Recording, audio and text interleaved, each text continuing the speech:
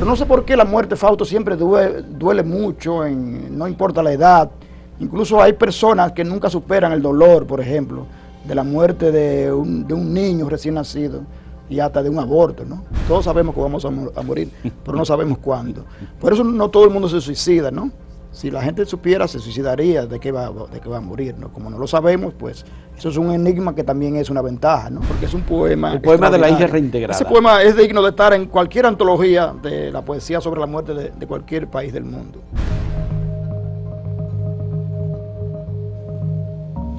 Basilio Belliar es un poeta, ensayista, filósofo. Tiene un doctorado en filosofía en una de las universidades españolas, la Universidad del País Vasco. Y además es miembro de la Academia Dominicana de la Lengua y es el Premio Nacional de Poesía del año 2022. No, 2012. Ah, bueno. Hace 20. Hace 20, no, 22 años. Basilio. Sí, increíble, Wow, increíble, sí. Bueno, pues Basilio es un escritor, crítico. Todos los viernes sí. Él publica en Acento un ensayo literario, un ensayo crítico. En esta ocasión hay un ensayo sobre Manuel Llanes en este viernes publicado por Basilio Belliar en Acento. Nosotros le agradecemos a Basilio que haya acudido a esta conversación porque nos interesa mucho hablar sobre literatura y muerte, sobre literatura y tragedia. No sé, yo estoy pensando en El llanto por Ignacio Sánchez Mejía, por ejemplo. Por la muerte de Ignacio Sánchez Mejía. Por la muerte, ¿verdad? De Federico García Lorca. O Miguel Hernández y su poema sobre la muerte. Estoy pensando en Cioran y su versión trágica de la vida, en La cima de la desesperación. Estoy pensando en Unamuno, claro. El pensamiento trágico de la vida, ¿verdad? Don Miguel de Unamuno y Hugo. Estoy pensando en el poema de la hija reintegrada de Domingo Moreno Jiménez, al cual ha hecho referencia Mateo Morrison ayer precisamente en un artículo publicado en Acento. Estoy pensando en el ensayo publicado hoy sobre la muerte por José Rafael La Antigua en Diario Libre. Creo que hay muchos elementos para conversar sobre el estado de ánimo en que uno queda cuando resulta impactado por situaciones trágicas como la que hemos vivido en estos días y que luego se convierten en materia de la ficción, de la creatividad, de la construcción de un ideal. Porque en definitiva es lo que dice Mateo Morrison en referencia a Safo y a la idea de que los dioses no pueden ser inmortales. Claro. Porque si fueran mortales, como que dice la frase, no tendría sentido que sean dioses. Bien. Basilio, ¿cómo se puede interpretar desde tu punto de vista como poeta, como escritor, como ensayista, como pensador? Porque en definitiva también muy importante eso eres, desde esta situación trágica en la que estaba mirando yo hoy los artículos que se publican en Acento, y prácticamente la mayoría, de 20 artículos, 18 tratan el tema de la tragedia, ocurrida esta semana, el lunes, en la madrugada, en Yese. Sí, ese es el tema, ¿no? ¿Cómo tú lo interpretas y cómo tú... Bueno, nos analiza lo que estamos viviendo hoy día? Como la muerte es una experiencia intransferible, uno nunca puede hablar desde la experiencia, ¿no? Sino siempre de la experiencia del otro o de los otros. Sí. En este caso nos sobrecoge mucho porque fue una muerte colectiva, no fue una muerte individual, porque la muerte individual ocurre todos los días. Sí. Pero como dice Octavio Paz, a nosotros en Occidente no se nos educa para la muerte, sino para la vida. Entonces por eso la muerte siempre nos sobrecoge, ¿no? Nos aterra y siempre es un tema como tabú, ¿no? No ocurre así con la tradición poética mexicana, por ejemplo, donde la muerte se celebra, es una fiesta, y donde se puede hacer toda una antología poética de la muerte en México. Eso no pasa en República Dominicana ni en el Caribe, donde los temas de la poesía son más bien el amor, el erotismo, la soledad, el mar, y otras experiencias, ¿no? No así la muerte. Entonces, Ahora es una ocasión trágica, pero también es propicia para que los poetas, los pensadores, los filósofos aborden la muerte desde una óptica distinta, ¿no? Con una forma de resiliencia. Claro, uno se acostumbra a que la muerte nos golpee y nos impacte cuando se trata de muertes por razones naturales, enfermedades o vejez o una situación que puede ser trágica, pero de seres humanos y de personas que están, por ejemplo, en la orfandad, están en una situación de paupérrima, ¿no?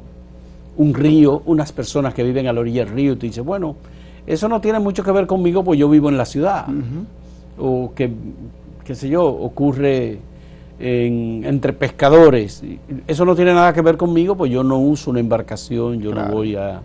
Entonces uno como que se aleja un poco. Pero cuando es un terremoto o un accidente aéreo... Pues cuando es una discoteca en la que hay gente que vive como tú, en donde hay personas que viven en edificios de apartamentos, o tienen negocios, o son artistas, o son deportistas, peloteros de grandes ligas, o empresarios, son empresarios, o modistas, o son cualquiera otra de las condiciones que hemos visto, jefe de organismos internacionales, etcétera. Turistas que venían a disfrutar del merengue. Espérate, tú dices, pero espérate, tú tienes mucho que ver, tiene más que ver conmigo. Y no es muy duro, pero tal vez no necesariamente hay que verlo como una especie de separación clasista, sino como una realidad a la que uno tiene que enfrentar de modo distinto. Claro. Y por eso ha impactado mucho más, ¿no? Y por eso impacta mucho más. Sí, yo creo que ha sido la hecatombe peor después del accidente aéreo de 1970, en que murió Teo Cruz. Teo Cruz, sí. Y hace poco mencionaron también, pero ya esta superó a todas las demás, una catástrofe que hubo en una cárcel de Higüey. En Higüey, sí, eso fue a finales del pasado siglo. Sí, de un en incendio. Higüey, en un incendio. Un motín, creo, ¿verdad? Sí. Bueno, fue un motín, pero al final todos los presos terminaron hacinados en la cárcel y murieron 130 personas. Sí, y ahora fueron 221. Pero ¿no? igual, la condición de preso, de violadores o gente juzgados por haber cometido delitos, es una condición, digamos que, de separación también. Tú no lo pones entre tus iguales. Y entonces, además, el hecho de ser una muerte colectiva, ocurrida mientras disfrutaban, tomaban tragos, bailaban, esto de verdad que nos conmueve, mucho. Nos apena o nos aleja. Bueno, ¿cómo lo ves? Bueno, muchas cosas. Es una experiencia sobrecogedora, inédita, porque primero fue celebrando una fiesta, no hubo tiempo para nada, para pensar, ni para pensar en la muerte, ni para pensar en la vida, y también donde algunos sobrevivieron, como suele suceder, ¿no? Y es extraño que haya sobrevivido, porque fue el techo completo que se cayó, ¿no? Y también sobrecoge mucho el hecho de que murió un ícono del merengue, ¿no? Y el que haya sucedido en el templo del merengue como es, o sea, esa discoteca llamada Jet Set. Entonces son muchas variables, muchos factores que intervienen. Amén de que veníamos como sumando tragedias, ¿no? Desapariciones, crímenes, temas de inseguridad, conflictos sociales. Entonces todos esos conflictos sociales de algún modo nos afectan de manera individual, de manera colectiva. Y nos afectan mucho más a los que practicamos o tenemos una sensibilidad poética o filosófica en todo caso. Al principio tú hablabas del sentimiento trágico de la vida, el gran libro de Unamuno. De Don Miguel de Unamuno. Y el poema de la hija reintegrada de Domingo Moreno Jiménez, que es un poema que yo siempre discuto con los estudiantes de literatura dominicana, de cómo esa experiencia que le puede pasar a cualquiera, de algún modo se trató distinto, ¿no? Cuando se trataba de un poeta como Moreno Jiménez, que se trata también de la muerte de una hija, ¿no? Entonces son momentos también muy cruciales en que las personas tampoco pierden la fe. El poema en gran medida trata eso, ¿no? Cómo se produce una especie como de conflicto con la creencia o con Dios, de ver la muerte como un castigo, ¿no? De un castigo divino. y también como una muerte prematura que es vista también distinta. Por eso, según el principio bíblico, los padres no están dispuestos a ver morir a sus hijos, sino al revés, ¿no? Por una ley de la vida. Y duele siempre, ¿no? Pero no sé por qué la muerte, Fausto, siempre duele mucho, no importa la edad. Incluso hay personas que nunca superan el dolor, por ejemplo, de la muerte de un niño recién nacido y hasta de un aborto, ¿no? Las madres sobre todo. Sí. Lo que significa que uno siempre ve la muerte con sobrecogimiento, con terror, y siempre la ve en el otro, ¿no? Cuando nosotros, por ejemplo, vemos televisión de noche, Fausto, sí, tarde de la noche, sí, y vemos tragedias que pasan en el mundo entero, nadie deja de dormir, ¿no? Todos nos acostamos, dormimos, a veces no tanto, a veces nos desvelamos, pero pasa un día, 2 días y 3 días.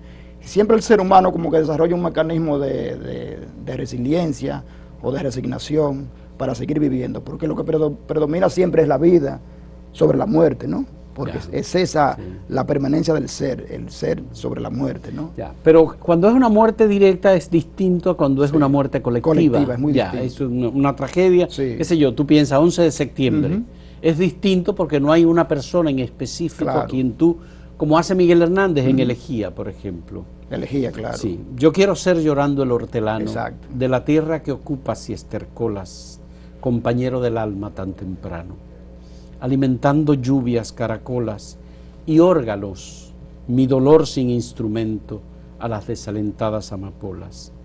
Daré tu corazón por alimento, tanto dolor se agrupa en mi costado que por doler me duele hasta el aliento. Un manotazo duro, un golpe helado, un hachazo invisible y homicida, un empujón brutal te ha derribado. Sí.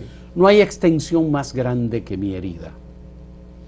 Lloro mi desventura y sus conjuntos y siento más tu muerte que mi vida. Ando sobre rastrojos de difuntos y sin calor de nadie y sin consuelo voy de mi corazón a mis asuntos. Temprano levantó la muerte el vuelo, temprano madrugó la madrugada, temprano estás rodando por el suelo. No perdono a la vida enamorada, no perdono a la muerte enamorada, no perdono a la vida desatenta, no perdono a la tierra ni a la nada. En mis manos levanto una tormenta de piedras, rayos y hachas estridentes, sedientas de catástrofes y hambrienta. Quiero escarbar la tierra con los dientes, quiero apartar la tierra parte a parte, a dentelladas secas y calientes. Quiero minar la tierra hasta encontrarte y besarte la noble calavera y desamordazarte y regresarte. Volverás a mi huerto y a mi higuera. Por los altos andamios de las flores pajareará tu alma colmenera. De angelicales eras y labores volverás al arrullo de las rejas de los enamorados labradores. Alegrarás la sombra de mis cejas y tus sangres se irán a cada lado, disputando tu novia y las abejas. Tu corazón, ya terciopelo ajado, llama a un campo de almendras espumosas, mi avariciosa voz de enamorado. A las aladas alma de las rosas, del almendro, de nata, te requiero, que tenemos que hablar de muchas cosas, compañero del alma, compañero. Sí, yo sé que Serrat lo cantó, sí, pero vamos a hablar del poema. Sí. Tú como crítico. Es un poema que sobrecoge mucho, ¿no? Bueno, es la expresión de un poeta también que sufrió mucho, que sufrió hambre. Es un poema social, pero el tema central es la muerte, ¿no? La muerte, sí, la muerte. Sí, la muerte. No perdono a la muerte, sí, enamorada, no perdono a la vida desatenta, no perdono a la tierra ni a la nada. No. Viene de una tradición que es muy famosa en España, es la de Jorge Manrique, la copla por la muerte de su padre. La copla por la muerte de su padre. Que se hizo famoso por ese solo poema, ¿no? Que la vida es un río que van a dar a la mar, que es el morir. Ese verso es muy citado, ¿no? La tradición poética hispánica o española también ha estado atravesada por el tema de la muerte y por la tragedia. Pero también la Guerra Civil Española, que fue un gran evento, un gran acontecimiento político, ¿no?, que desangró a España, también fue un gran tema para los poetas, para Miguel Hernández, para Lorca y para muchos poetas que fueron víctimas de ese acontecimiento. Eso significa también que la muerte también fue tratada por los poetas sociales, por la poesía social, política, y en gran medida por la poesía intimista. Pero la muerte es vista desde una óptica distinta, o desde una sensibilidad o un imaginario distinto, en Occidente que en Oriente, insisto, ¿no? Y es también por el tema de la creencia, por la fe, y por el tema del dolor, que es muy distinto, ¿no? El desarraigo existencial y todo lo que representa la muerte como el fin, como un fin, ¿no? Solamente se puede hablar de Domingo Moreno Jiménez, por ejemplo, sobre el tema de la muerte en la poesía dominicana. Sí, es el gran tema. Pero hay unos poemas de René del Risco Bermúdez, por ejemplo. La muerte nos hace iguales, que la interpretó magistralmente Sonia Silvestre, por ejemplo. Es un tema hermosísimo sobre la muerte, que se adapta bastante a la situación de muerte colectiva que hemos vivido. Lupo Hernández Rueda tiene algunos. Sí. Bueno, también Franklin Miese. Se escribieron también poemas sobre la guerra del 65. Hay muchos poemas de dolor, ¿no?, sobre la muerte, sobre la guerra del 65, el fusilamiento de Manuel Rodríguez Objío, y sobre estos grandes eventos. Pero nunca se ha escrito un poema así, un gran poema sobre esas catástrofes a las que tú te refieres, por ejemplo, un huracán, un terremoto. Pero sí, el de Moreno Jiménez es el gran poema de la muerte, un gran poema metafísico de una muerte individual, pero que es un poema que también marca y caracteriza en gran medida al postumismo. Recuérdate que el postumismo es eso, ¿no? Lo póstumo, la muerte, la tristeza, la melancolía, etcétera. Y fueron categorías estéticas que fueron muy abordadas desde una perspectiva romántica. También cuando predominó, hubo un predominio de romanticismo, pues la muerte fue un tema central, ¿no? La belleza, la muerte y el amor. Y cada vez más la muerte es un poco más tratada por los poetas, pero desde diversas perspectivas, y también desde la canción, por ejemplo, o de la representación teatral o del cine. Pero la muerte sigue siendo un elemento extraño, pero también consustancial a la condición humana. Ese es el problema, ¿no?, y la paradoja de la muerte. Hay un texto de Edgar Morin sobre la muerte. Se llama así mismo, un libro sobre la muerte. Sí, yo lo leí. Es un libro... Edgar Morin. Exacto, Edgar Morin. Sí. Es un libro muy doloroso. Además resulta difícil de leer. Que tiene 102 años. Él está vivo y tiene 102 años. Y lúcido. Hace poco leí su último pensamiento libro. complejo y es un hombre de una vitalidad impresionante. Y habla español.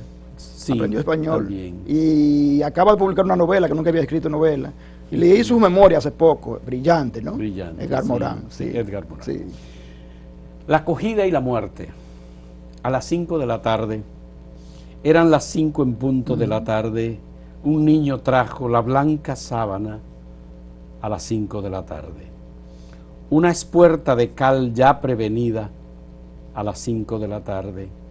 Lo demás era muerte y solo muerte a las 5 de la tarde.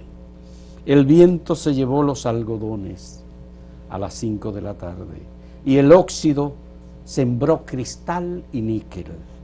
A las 5 de la tarde, ya luchan la paloma y el leopardo a las 5 de la tarde, y un muslo con un asta desolada a las 5 de la tarde.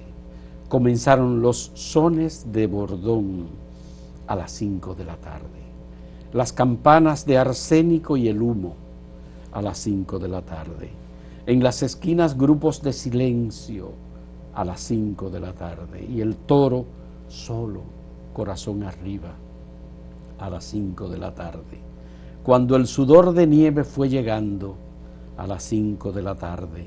Cuando la plaza se cubrió de yodo, a las 5 de la tarde. La muerte puso huevos en la herida. A las 5 de la tarde. A las 5 de la tarde. A las 5 en punto de la tarde. Un ataúd con ruedas en la cama, es la cama, a las 5 de la tarde. Huesos y flautas suenan en su oído a las 5 de la tarde. El toro ya mugía por su frente a las 5 de la tarde. El cuarto se irisaba de agonía a las 5 de la tarde. A lo lejos ya viene la gangrena a las 5 de la tarde. Trompa de lirio por las verdes ingles a las 5 de la tarde. Las heridas quemaban como soles a las 5 de la tarde y el genio rompía las ventanas a las 5 de la tarde. A las 5 de la tarde, ay, qué terrible 5 de la tarde. Eran las 5 en todos los relojes, eran las 5 en sombra de la tarde. Sí. Se copla por la muerte de Ignacio Sánchez Copla Mejía, por la muerte de Federico Ignacio García Lorca, Sánchez, que fue un amigo torero que murió víctima de una cornada de un de toro. una cornada de un toro. Ve cómo repite ese estribillo a las 5 de la tarde. A las 5 de la tarde. Quedó la hora sí. de la cornada. Sí, y lo repite como un retornelo, un estribillo. Un estribillo. Es un poema muy musical, pero también al mismo tiempo muy triste. Continúa el poema, porque sí, es larguísimo. Que no quiero verle, es un poema muy largo. Sí. Un poco tiene Pedro Mir influencia de algunos recursos que usted de una de los que usa en un país en el mundo y en algún otro poema también, ¿verdad? Sí, bastante. La repetición. Sí, y ese ritmo, ¿no? Sí. Es un poema muy doloroso, pero es una experiencia también individual y una visión de un poeta, ¿no? Es decir, que la muerte sensibiliza bastante a los poetas, pero es una experiencia también intransferible, pero también hay una tradición de temática de la muerte en la poesía, que es sobre la que se monta un poeta, porque a todo el mundo se le muere un familiar cercano, un hijo, un hermano, y no todo el mundo tiene la sensibilidad para escribir un gran poema como eso que tú acabas de leer, ¿verdad? Entonces hay que tener también sensibilidad, hay que ser poeta, y tampoco no se puede caer en el panfleto, ¿no? O en la cursilería, sino que esa experiencia dolorosa hay que transformarla en experiencia poética, pero también a partir de una experiencia del lenguaje y de una experiencia técnica del poema, porque el poema tiene una estructura, ¿no? Así es, sí. Bueno, vamos a hablar en un momento con Basilio Belliar, también porque hay otra cosa que es también la novelística. No vamos a entrar necesariamente en eso, pero ya son, digamos, otros géneros literarios. Como Basilio es poeta, hemos aprovechado a Basilio para hablar sobre estos temas, porque esto nos reconforta también en medio de la soledad, en medio del silencio, en medio de la desolación, la tristeza que nos agobia. Retornamos en un momento en este diálogo con Basilio Belliar, Premio Nacional de Poesía 2002.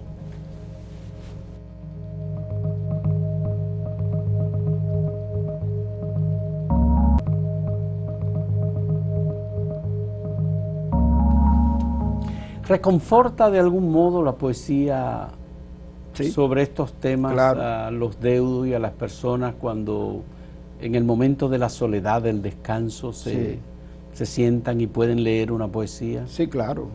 La poesía tiene ese poder terapéutico. Terapéutico. ¿no? De curación, de sanación. Se utiliza mucho como terapia. Incluso hay Donald Robertson está utilizando mucho, sobre todo la filosofía estoica para trabajar la psicoterapia.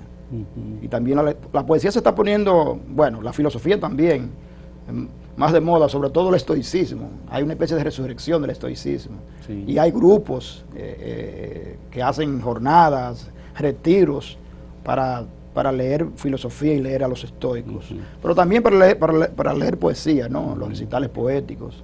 Pero hay que ver también qué tipo de poemas o de poesía hoy. En este momento, por ejemplo, leer un poema que no sea, bueno, aquí que sea tengo, triste, incentiva aquí más tengo la unos tristeza. versos que te voy a presentar de Jaime Sabines, mexicano. Dice: ayer te enterramos ayer te enterramos. Te echamos tierra ayer, quedaste en la tierra ayer, estás rodeado de tierra desde ayer, arriba y abajo y a los lados, por tus pies y por tu cabeza, está la tierra desde ayer. Te metimos en la tierra, te tapamos con tierra ayer, perteneces a la tierra desde ayer. Ayer te enterramos en la tierra, ayer.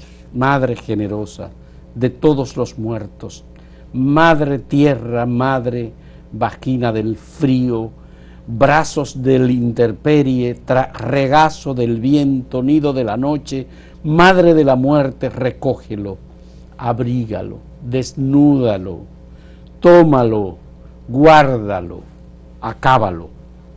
No podrás morir, debajo de la tierra no podrás morir, sin agua y sin aire no podrás morir, sin azúcar, sin leche, sin frijoles, sin carne, sin harina, sin higos, no podrás morir. Sin mujer y sin hijos no podrás morir, debajo de la vida no podrás morir, en tu tanque de tierra no podrás morir, en tu caja de muerto no podrás morir, en tus venas sin sangre no podrás morir, en tu pecho vacío no podrás morir, en tu boca sin fuego no podrás morir, en tus ojos sin nadie no podrás morir, en tu carne sin llanto no podrás morir. No podrás morir, no podrás morir, no podrás morir. Enterramos tu traje, tu zapato, el cáncer, no podrás morir. Tu silencio enterramos, tu cuerpo con candados, tus canas finas, tu dolor clausurado, no podrás morir. Ese poema es muy popular en ¿Por qué México. se repite tanto? Tú que eres analista ¿El tema crítico, o el verso? se repite el verso siempre. Para buscar ritmo, no podrás morir, para crear no podrás morir. Claro, esa es la música del poema. A las 5 de la tarde, Sí, a las 5 de la claro. tarde. Eso es una A las repetición. 5 de la tarde en todos los relojes. Es una repetición para memorizarlo, ¿no? Y para mantener el ritmo del poema, ¿no? Y la hilación de los versos. La poesía es música, ¿no? Y ves que como tú recuerdas ese verso, ¿no? Sí. Por eso, para eso se repite, ¿no? Y Sabino es un poeta que está muy vinculado a la canción, y por esa razón el poema es tan popular en México.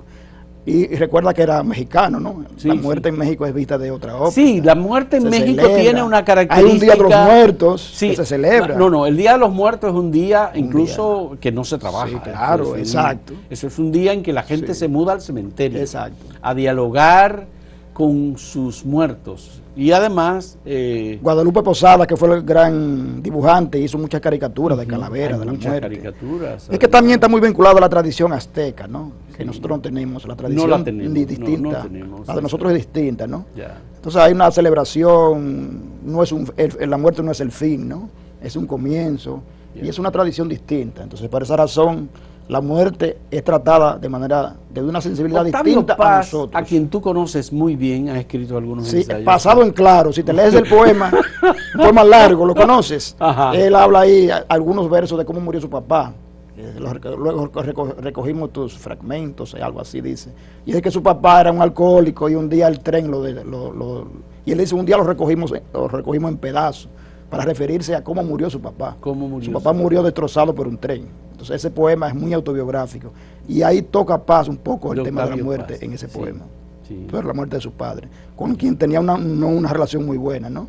Porque era un alcohólico. A quien no quería mucho era su abuelo, ¿no? Bueno, recuerdo a Jorge Volpi en Examen de mi padre, que es un escritor mexicano o a Villoro ahora. O a Juan Villoro en La figura del mundo, que es un libro también sobre su padre, Luis mexicano, un filósofo y zapatista también, porque él al final se convierte al zapatismo. Y le dejó hasta sus bienes. Y todo se lo dejó al zapatismo. Y además sus cenizas, le pidió que las entregaran al Frente Zapatista de Liberación Nacional. Claro, sí. Creo que la familia la dividió también. Creo que la biblioteca. Sí. Y todo eso. He estado leyendo toda esa parte en la que Juan Villoro describe cómo él le tocó ir con la esposa de su padre a entregar al Ejército Zapatista de Liberación Nacional la mitad de las cenizas, que finalmente el Ejército Zapatista decidió ponerla en un árbol. Y la sembraron en un árbol. Para que germinara el zapatismo sería, como movimiento insurreccional. ¿Qué personaje? Sí, porque además la gente enfrenta la muerte de manera muy diferente, muy distinto. Ha ido evolucionando y transformando el concepto, los rituales de la muerte, ¿no? Cómo han desaparecido algunos rituales. Por ejemplo, la incineración, yo pienso que ha creado una especie de insensibilidad, porque me ha tocado, por ejemplo. Yo fui al funeral del esposo de una amiga Y cuando yo fui triste a darle el pésame, ella me recibió alegre diciendo que estaba celebrando los 40 años que habían vivido, que habían sido felices. Y ni siquiera exhibieron el cuerpo, ¿no? Entonces, cuando no se exhibe el cuerpo, como que no existe ese recogimiento, ¿no? Sino que había una foto del difunto sonriente, ¿no? Sí. A veces se usa eso, otras veces lo incineran y no exhiben el cadáver, el cuerpo. Y es un ritual distinto. Bueno, pero eso también depende mucho de la manera en que haya muerto la persona. En este caso no, pero sí, evidentemente que pasa eso, ¿no? Que pasa eso. Sí, sobre todo en catástrofe, o cómo queden, o a veces son testamentos de las personas. Bueno, al final, no importa la edad que tenga, cuando mueres, lo que se da es gracias por lo que se ha vivido. De alguna manera. Nosotros preguntamos, se hizo ayer la pregunta de, ¿ha reflexionado usted sobre la vida y la muerte? El 80% de las personas, en general, en todas las redes sociales, dijeron que sí, pero hay aproximadamente un 20% dice que no piensa en eso. No. Para mí el dato no es que el 80% lo piense, porque creo que es lo normal, es pensarlo. Si pensáramos la muerte todos los días, seríamos infelices. El dato es exactamente que hay gente que no piensa en eso. No se lo plantea como problema. Es decir, no tiene un sentido de que la vida tiene un tiempo y que esa vida se va agotando y se va extinguiendo poco a poco. Sí, pero eso también se debe a que no sabemos el día que vamos a morir. Todos sabemos que vamos a morir, pero no sabemos cuándo. Por eso no todo el mundo se suicida, ¿no? Si la gente supiera, se suicidaría de que va a morir, ¿no? Como no lo sabemos, pues eso es un enigma que también es una ventaja, ¿no? Porque no sabemos cómo vamos a morir, pero nadie quiere morir de una manera, digamos, penosa, ¿no? Para influir pena en el otro. Hay autores que uno lee, como Cioran, por ejemplo, que... Pero Cioran era un pesimista, un nihilista. Es un nihilista, que pesimista, filosofó sobre el suicidio y nunca se suicidó. Y él, una vez le preguntaron, Cioran, ¿y por qué usted que ha escrito tanto sobre el suicidio nunca se ha suicidado? Y él dijo, precisamente por eso, escribí sobre el suicidio para no suicidarme. Y él decía, si tú quieres matar a una persona, escribe sobre él y di, fulano es un desgraciado, y terminará no matándolo. Porque él decía que la escritura es una forma de catarsis, ¿no?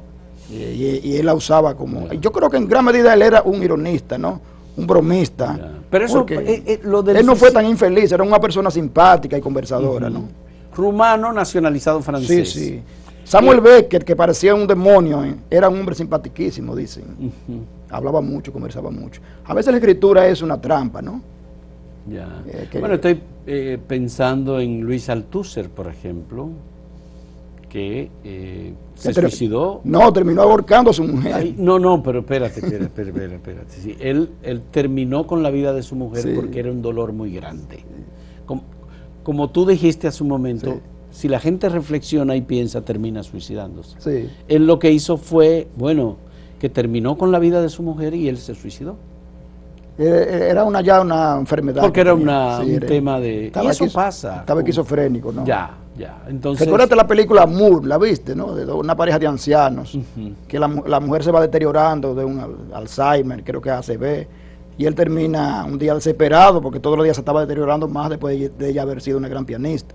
Y él termina sellando la habitación y ahogándola, ¿no? Con una almohada, y luego él se suicida, ¿no? Pero bueno, ese es el tema también, el tema de la soledad. Por ejemplo, la reciente muerte de una pianista y un actor famoso, Jack Hatchman, hay un misterio. Hay un misterio, porque en definitiva la muerte representa siempre un punto final definitivo.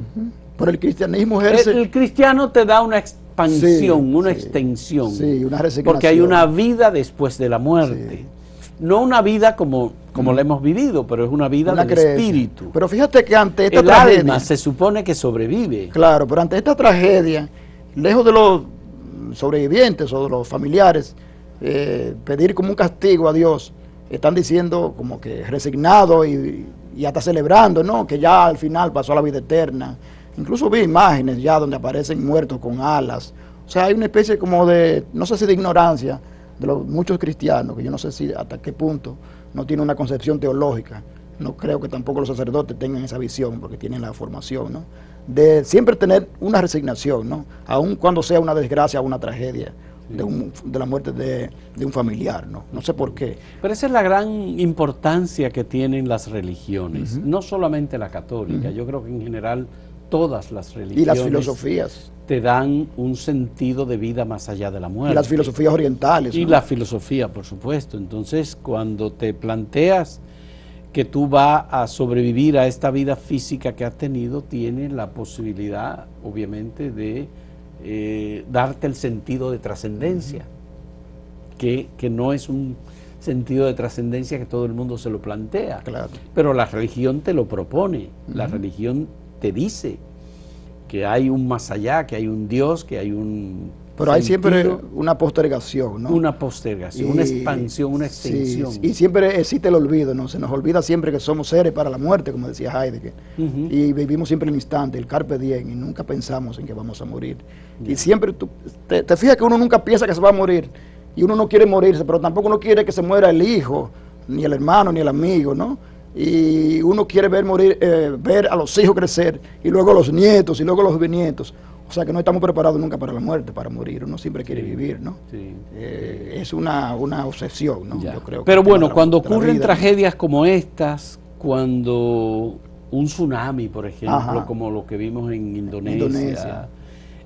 Ocurre y mueren cientos de personas, esto es ya una situación muy dolorosa. En este caso no es que vino un tsunami, en este caso es que ocurrió un accidente por descuido, por inadvertencia, por falta de supervisión, por las razones que sean. Las muertes pueden ser evitables, es decir, la gente establece sistemas de seguridad en todos los sentidos, donde vive, donde trabaja, cómo se mueve, la locomoción, el avión, el automóvil, la motocicleta. Aquí muere mucha gente. Accidentes automovilísticos. Por accidentes automovilísticos. Pero antes de que existiese el automóvil no se morían de accidente. Exactamente. O antes del motor, ¿no? Sí. O de la bicicleta. Aquí también estamos en un estamento social que es diferente. No son motoconchistas que mueren mientras hacen un trabajo o hacen...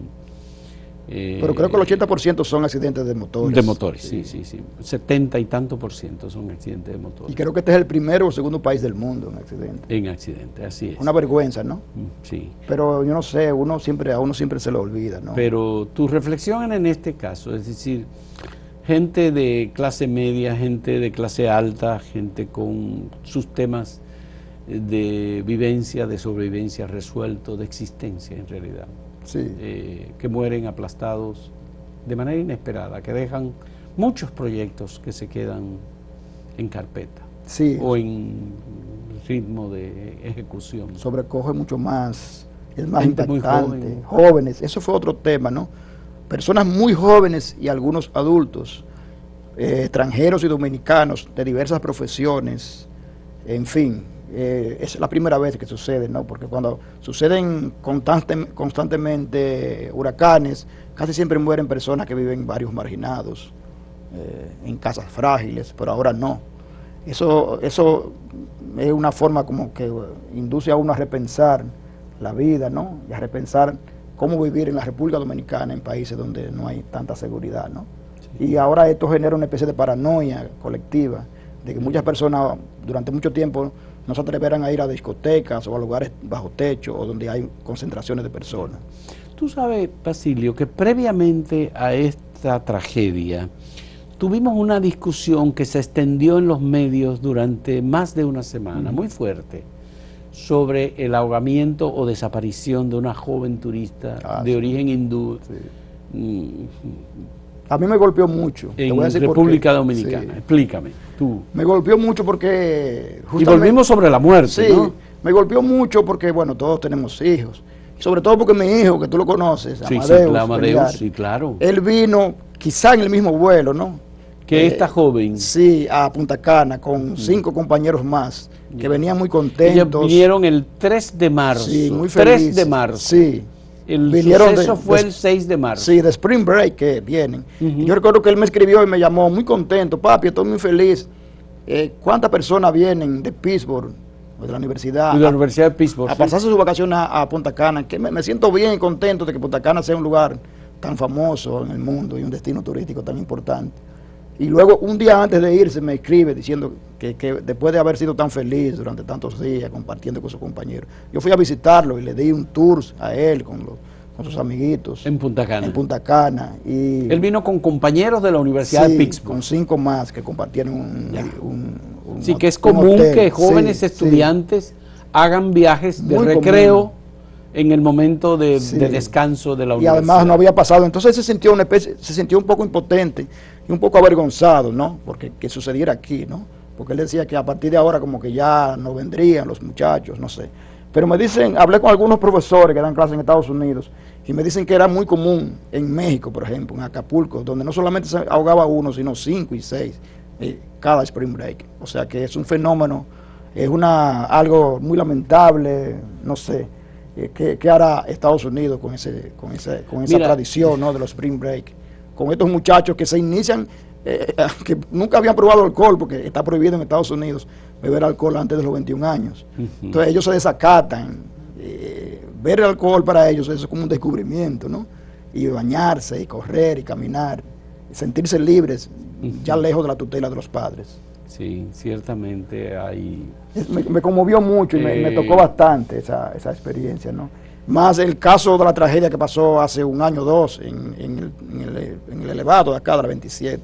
Ah, bueno, ya ese fue un hecho... También fue muy triste. Una lluvia muy intensa, acumuló muchas aguas, las aguas no había manera de que por dónde salir, y entonces explotaron se desplomó una pared. Una pared. Y fue muy triste porque venían 2 personas recién llegadas de Estados Unidos, de Puerto Rico. Que venían del aeropuerto a pasarse unos días acá de vacaciones. 9 personas fallecieron en ese momento. Muy triste.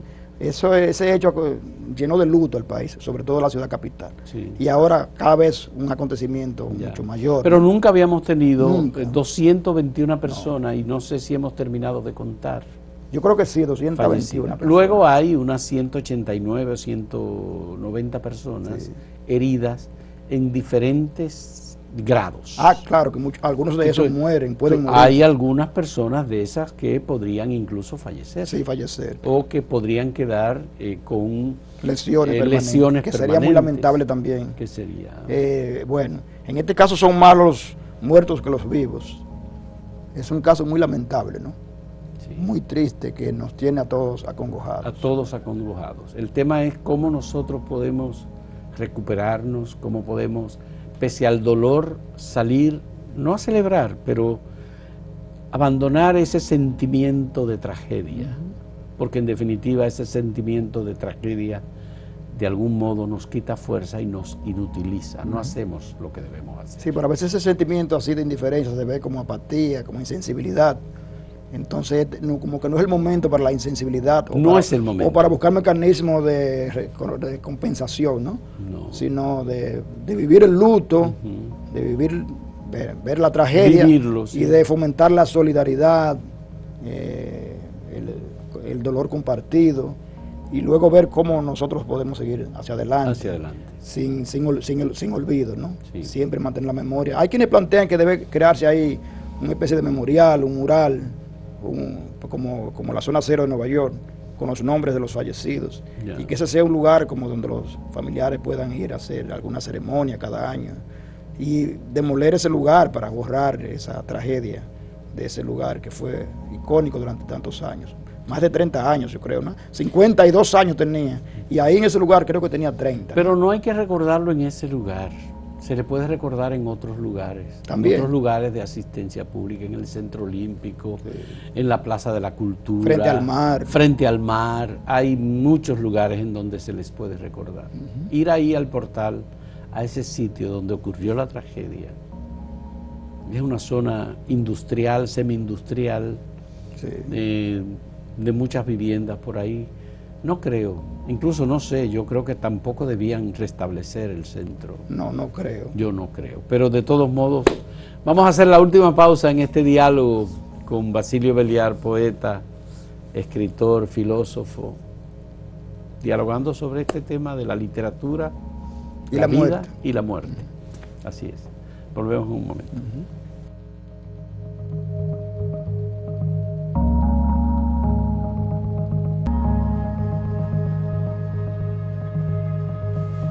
Basilio, hemos hablado de Domingo Moreno Jiménez y de su poema de la hija reintegrada. En la parte primera, que él titula Agonía del poema, dice: hija, yo no sé qué decirte, si la muerte es buena o si la vida es amarga. Solo te aconsejo que despiertes, adulta de comprensión más que tu padre. Hija, ya no sé, ya no habrá oriente ni poniente para tu porvenir. Una sábana blanca serán tus días, una sábana blanca será tu pasado, y tu recuerdo una estrella que frente a frente me iluminará el porvenir. Ese es el gran poema. No sé por qué tu agotamiento me trae una recóndita dicha anegada de lágrimas que me hace auscultar el corazón de la tarde. Tu infancia y tu silencio me parecen humanos. Hija, hazme tomar la resolución de los otros. Vuelve a mi proa añicos y mi voluntad una piragua. Que nada sea mío desde hoy, que no quiera poseer nada mañana, desnudo de bienes y desnudo de virtudes. Hazme sin egoísmo de lealtades y sin egoísmo de pureza. Hazme entero el milagro de darme todo a los elementos como si fuera en sustanciación un ser increado. Ese es un poema sobre, no solo sobre la muerte de su hija, sino sobre la agonía de la muerte. La agonía de su hija. Y es un hecho real, ¿no? Sí. De Moreno Jiménez. Y es una experiencia como muy palpable.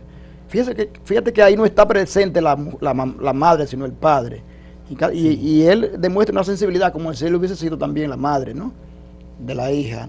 Y era un hombre cuya cultura era básicamente bíblica y de algunos clásicos. Sí. Sin embargo, ese poema tiene un trasfondo metafísico, teológico extraordinario, ¿no? Digno de hacerse una tesis solo sobre ese poema, ¿no? Bueno, porque Domingo Moreno Jiménez es el fundador del postumismo, aunque no era un filósofo. No. Domingo Moreno Jiménez, su principal poema es el poema de la hija reintegrada. Sí, y el manifiesto postumista no lo escribe él, sino un filósofo. Un filósofo. Que fue Andrés Avelino. Andrés Avelino, exactamente. Que entonces no fue tan gran poeta como él. No hay nada nuevo bajo el sol. Sí, así comienza. Escribió 10 poemas, quizás. Es un poema largo, elegíaco, de 29 estrofas, creo. Sí. Que yo lo discuto en clase, incluso con los estudiantes. Porque es un poema. El poema de la hija reintegrada. Ese poema es digno de estar en cualquier antología de la poesía sobre la muerte de cualquier país del mundo. Es un poema extraordinario, ¿no? Escrito con esa sensibilidad, donde refleja el dolor, la angustia que un padre siente ante la muerte y la agonía de una hija que se va a morir y que se está muriendo. Y fíjate que era recién nacida y cómo él le da una dimensión como si hubiese vivido como una persona adulta, ¿no? Lo que significa que para el padre o la madre, los hijos nunca están preparados para morirse, ¿no? O nunca tienen edad. Y también los padres nunca quieren ver morir a sus hijos. Es una ley divina o una ley teológica, ¿no? Entonces, él refleja ese desgarramiento existencial. Es un poema invocatorio, ¿no? Y una evocación también. Y porque parece que sabe que ella va a morir indefectiblemente. Y le canta, le escribe desde el desgarramiento. Y parecería como si lo hubiera escrito frente a su lecho, ¿no? Y eso quedó como un paradigma de la poesía sobre el tema de la muerte en la República Dominicana. En la República Dominicana, ciertamente. El poema de la hija reintegrada, que es lo que él plantea es que cómo la hija después de muerta será reintegrada, ¿no? Al cuerpo, a la eternidad. Y es un trasfondo espiritual, un trasfondo cristiano que posee el poema. Claro. Y fíjate que si lees el poema, te vas a dar cuenta que él en algún momento pierde la fe, ¿no? Que sucede mucho, aun cuando una persona tiene un gran trasfondo cristiano, siempre piensa como que la muerte de un ser querido es como un castigo divino, y que por qué a ella y no a otro. Igual cuando una persona se enferma de una enfermedad terminal, siempre el paciente piensa por qué a él y no al otro. En el gran poema de Manuel del Cabral, con Padre Mon, ¿se habla de la muerte? Sí, están todos los temas. Todos los temas están planteados. Pero es un poema social, básicamente, ¿no? Sí. Es un poema social con muchas estructuras, en prosa, en verso. Es una especie de épica, ¿no? Del campesino, de la época de Concho Primo. Una especie de Martín Fierro dominicano, cibaeño y campesino. Y que es un libro, ¿no? Total, un libro enorme, ¿no? De Manuel Cabral. se llama Compadre Mon. Ya, en contracanto a Walt Whitman, Pedro Mir habla sobre la muerte. Sí, y también tiene una elegía a la Semana Mirabal. Sí, Amén de Mariposa. Sí, Amén de Mariposa. Y también ahí de Cartagena tiene el famoso poema sobre la Semana Mirabal. ¿Te acuerdas que lo musicalizó o lo cantó Sonia Silvestre? Sonia Silvestre. Sí, cayeron las tres hermanas. Cayeron las tres hermanas. Patria, Minerva, María Teresa. Sí. Un caballo de muerte. El caballo de muerte. Sí. El jinete del tirano. Sí. Música, tambor, bandera. No muere la libertad. No muere. Levantada para siempre. Cayeron mártires patria, Minerva, María Teresa. Sí. Esa es una de las grandes elegías sobre la muerte. Y lo escribió Aida Cartagena. A raíz de la muerte de las hermanas Mirabal, del asesinato, ¿no? O sea que también sobre esos acontecimientos bélicos se han escrito poemas interesantísimos, trascendentes, metafísicos. Bueno, Amén de Mariposas es también un poema sobre la muerte, porque en definitiva tiene un poema sobre el 14 de junio también, Pedro Mir. Ya. También tiene uno, Lupo Hernández Rueda, y sobre muchos mártires, tú sabes que como conocedores y estudiosos de la izquierda dominicana, que se escribieron muchos poemas también y elegías a todos los grandes mártires de la revolución y del socialismo en la República Dominicana durante los 12 años de Balaguer, ¿no? Hay grandes poemas sobre la muerte de Maximiliano Gómez, sobre Orlando Martínez, Abel, Norberto James, René del Risco Bermúdez, escribieron. Miguel Alfonseca escribió muchos poemas. Miguel Alfonseca también. Sobre la guerra y los cantos, Iván García. Bueno, fue una gran época también de la poesía épica, de la poesía histórica y política, y también de la declamación, ¿no? Donde se cultivaron esos géneros y donde la poesía también fue un poco el centro de gravedad, el objeto, el instrumento, ¿no? Para llevar a cabo la denuncia, la crítica, a las injusticias, los poemas sociales. En gran medida también eran poemas no tanto sobre la muerte, sino sobre la tragedia, sobre el crimen, el asesinato, la persecución y la falta de libertad. Yo pienso que en gran medida esa ha sido un poco la historia de la poesía del siglo XX. Hay columnas, dice, bueno, esta es una parte del poema nada más, es que hay columnas de mármol impetuoso no rendidas al tiempo y pirámides absolutas erigidas sobre las civilizaciones que no pueden resistir la muerte de ciertas mariposas. Claro, sí. Cuando supe que 3 de los espejos de la sociedad, 3 respetos del abrazo y orgullo de los hombres, hay 3 y entonces madres y comienzo del día habían caído asesinadas, asesinadas, a pesar de sus telares en sonrisas, a pesar de sus abriles en riachuelo, a pesar de sus neblinas en reposo, y todo el día lleno de grandes ojos abiertos, roto el cráneo, despedazado el vientre, partida la plegaria, asesinadas, comprendí que el asesinato como bestia incendiada por la cola no se detendría ya de ninguna puerta, ante ninguna puerta de concordia, ante ninguna persiana de ternura, ante ningún dintel ni balaustrada, ni ante paredes, ni ante rendijas, ni ante paroxismo de los progenitores iniciales, porque a partir de entonces el plomo perdió su rumbo y el sentido su rango, y sólo quedaba en pie la humanidad, emplazada a durar sobre este punto escandaloso de la inmensidad del universo. Supe entonces que el asesinato ocupaba el lugar del pensamiento, que en la luz de la casa comenzaba a aclimatarse el puerco cimarrón y la araña peluda, que la lechuza se instalaba en la escuela, que en los parques infantiles se aposentaba el hurón y el tiburón en las fuentes, y engranaje y puñal y muñón y muletas en los copos de las cunas, y que empezaba entonces la época rotunda del bien y del mal, desnudos frente a frente, combinados a una sola, implacable, definitiva, decidida victoria, muerte a muerte, asesinadas. Sí, ese poema. Es más que sobre la muerte, sobre un asesinato. Sobre es un crimen, claro. Sí, pero ahí están, y nada más y nada menos que de las hermanas Mirabal, y de 3 mujeres. Sí. O sea, Aida como mujer también escribió, y también escribió mucha poesía social, política. Pero Amén de Mariposas Sí. es de Pedro Mir. Sí. Claro, Aida hizo su Sí, poema, sí. Cayeron mártires. Sí, y Patria Pedro Mir mía. obviamente escribió mucha poesía social, ¿no? Ya. Bueno, el poema social por antonomasia es un país Ya. en el mundo, ¿no? ¿Tú crees que de acontecimientos como estos pueden surgir creaciones Sí, que puedan representar de algún modo, Sí. fotografiar de algún modo Claro. el dolor colectivo que sentimos? sí, siempre una imagen y siempre será un testimonio del espíritu de una época, ¿no? Es un acontecimiento sobrecogedor que marcó un hito, ¿no? En la sensibilidad de todos los contemporáneos, ¿no? Dominicanos. Y obviamente la poesía es un instrumento ideal por la carga de sensibilidad y de imaginación, y se puede abordar y tratar el tema, ¿no? Un tema trágico, una tragedia, desde una perspectiva épica pudiera ser, o lírica en todo caso. Entonces, sí, lo que pasa es que también hay que saber cómo se trata el tema y cómo se utiliza el lenguaje para expresar captar ese instante o ese acontecimiento en este caso social, ¿no? Y por esa razón, no todo poeta o no toda persona puede escribir un gran poema sobre el mismo acontecimiento, sino un poeta que haya cultivado la sensibilidad, porque la sensibilidad todos la tenemos, eso Todos la tenemos. consustancial a todo ser humano, pero no todo el mundo la cultiva o la pule o la desarrolla, ¿no? En la misma dimensión o medida que lo hace un poeta, Ya. porque ya el poeta también, aparte de su experiencia sensorial, también se nutre de una tradición poética Así y se es, nutre de una claro. tradición verbal, ¿no? Entonces, en todo caso, sí.